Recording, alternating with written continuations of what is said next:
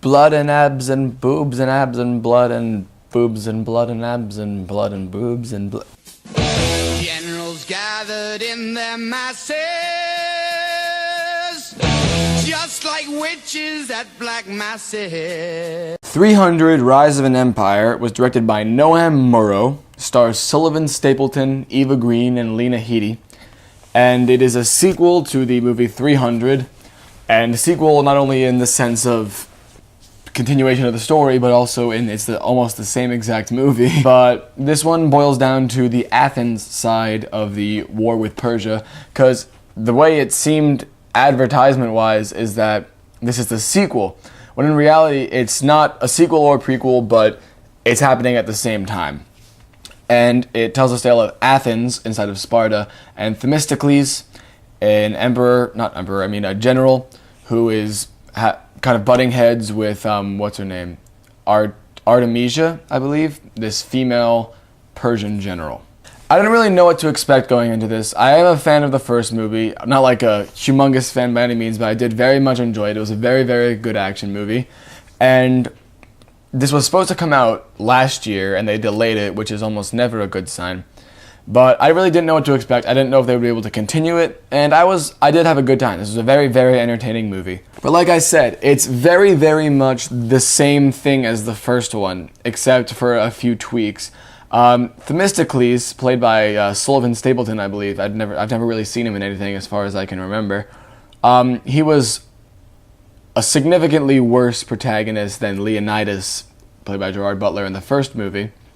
But then on the opposite end of that, Artemisia was a much, much stronger villain, because really 300 never had a villain, really. Like, technically it was Xerxes, but he wasn't really a present villain. It was kind of just the Persian army in general. She is a specific villain, and she was very, very good. Noam Murro directed this. I don't recognize his name. I might have seen one or two of his movies, but I don't recognize any of them. But he did a very, very good Zack Snyder impression.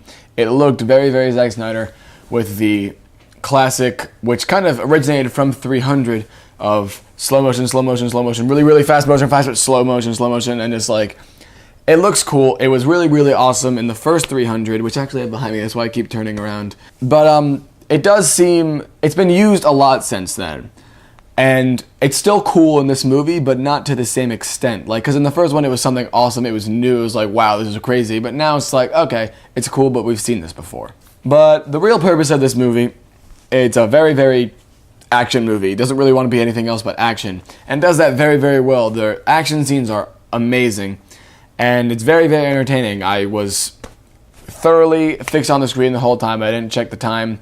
It was very, very entertaining. But it was just lacking a little bit of substance, and it wasn't as great as the first one, because like I said, Themistocles was underdeveloped. Like, I didn't really care much about him, and at least in 300 you had a general sense of the other soldiers, but in this one you really didn't. I knew maybe one, I'm like, oh, that's the son of the other guy, and that's pretty much all I knew.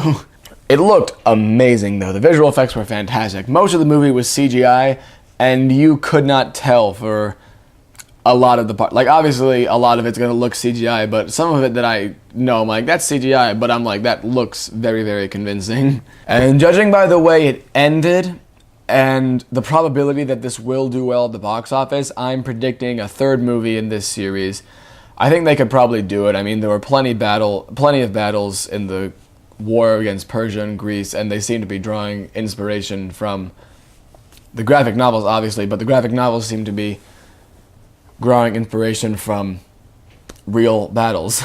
In the end, 300 Rise of an Empire does what it sets out to do in being very entertaining. It's all about the action, but really this is Eva Green's movie. She's an amazing villain. She's really, really just commands your attention. She's actually threatening. She's kind of funny at points. Like, she's really, really a great villain. And so it is a good action movie, but doesn't have much beyond that. It's very, very styled over substance here. And I struggled to come up with a grade for it, but I'm going to give 300 Rise of an Empire a B. Alright, so thanks for watching, and I'll see you next time.